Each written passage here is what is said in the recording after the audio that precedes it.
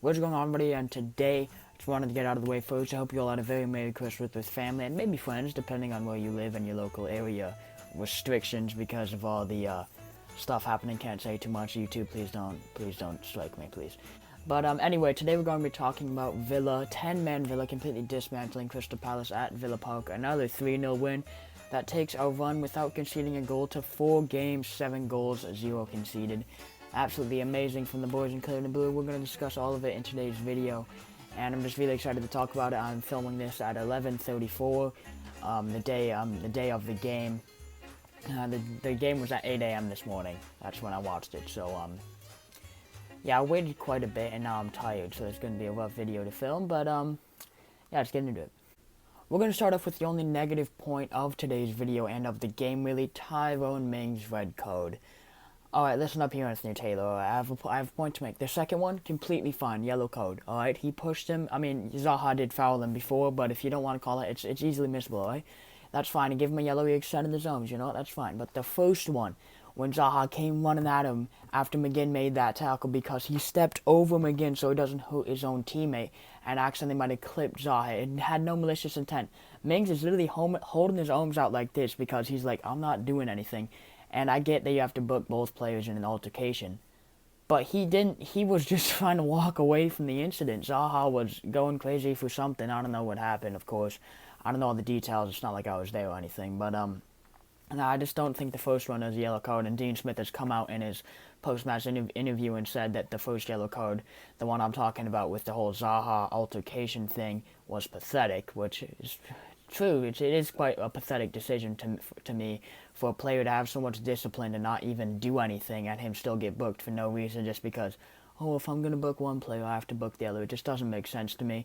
But it is what it is. Now we're going to have to go with Hause and Konsa at the back, at the center back as the center back partnership against Chelsea at Stamford Bridge on Monday.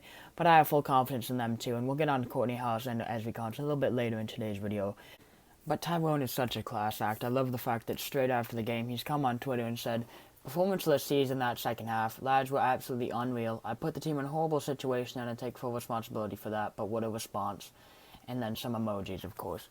That's just what you want to see from a player in your team, an integral part of our team, both on the field and in the dressing room, of course. All the lads love him. And he conducts himself with class on and off the pitch. You can't not love Tyrone Mings. He's an absolute class guy. And he made a mistake today. He wasn't great when he was on the field. But it just happens to the best of us. It happens to the best of us. He's a phenomenal player, and I love to see that he's come out and taken full responsibility for that. Well done, Tyrone. Big ups. But I'm going to continue talking about the back four and just how brilliant Courtney Hause was today. Absolutely class act. He's conducted himself with so much class and so much authority, especially in the air ever since he's come back into the team due to Ezri Konsa's absence, of course. He's just been dominating in the air ever since the first minute he won his first header, and that kind of set the tone for the whole game. He obviously got on the score sheet today as well, and was integral in the third goal, I believe. Yes, it was the third goal, when he hit that clearance out to Jack, and Jack ended up playing it into Ollie, and then Ollie laid it back to Anwar, and Anwar put it in the back of the net with a phenomenal finish, by the way. We'll get on to him later. But absolute class from Courtney Hause as well.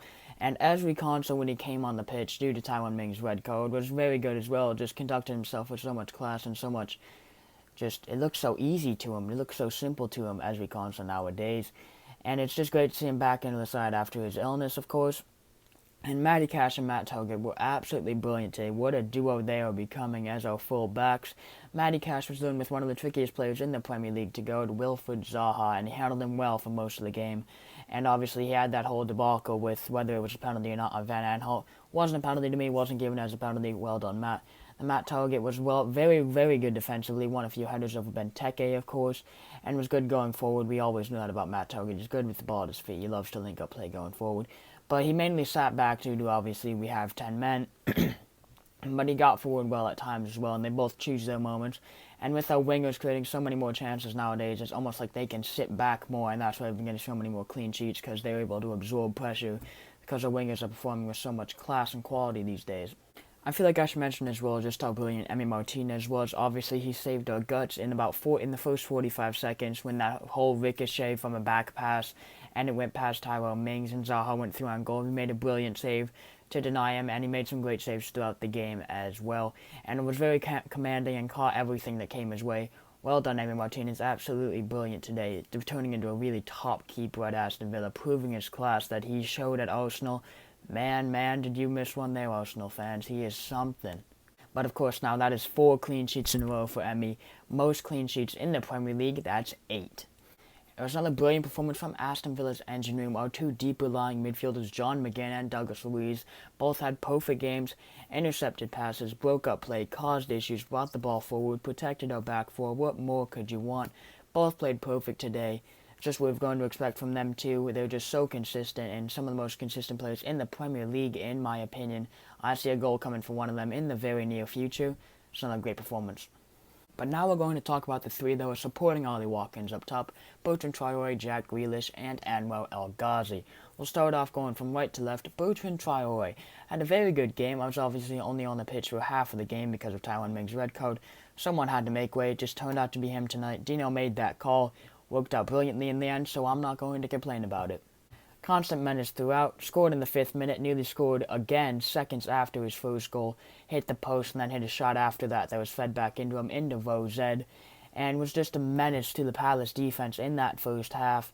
And it's just really showing how he's stepping into the boots of Trezeguet in Trezeguet's absence, and is just getting better every game. So I love to see that from Bertrand.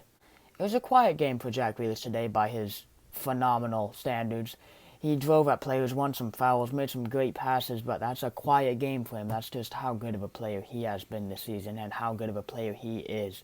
But it's towards the end of the game where he really came to life, where he slipped those balls into Ollie Watkins. He was driving at the players. He just looked like he wasn't tired at all, looked like he could run for another 2 days.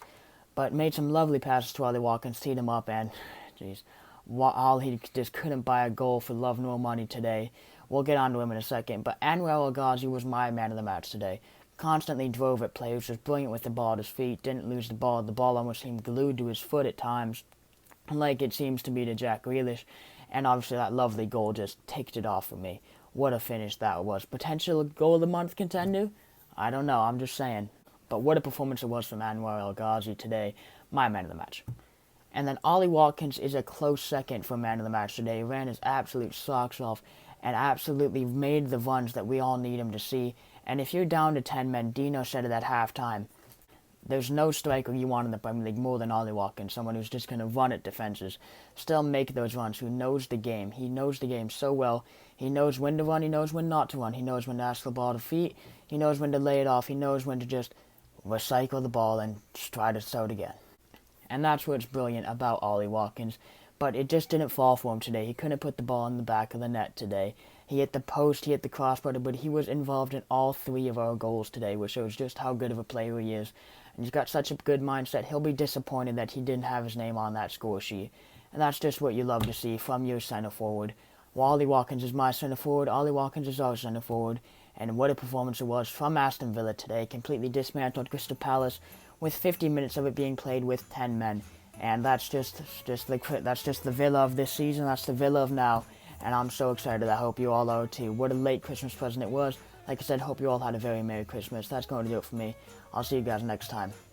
And remember, up at the Villa.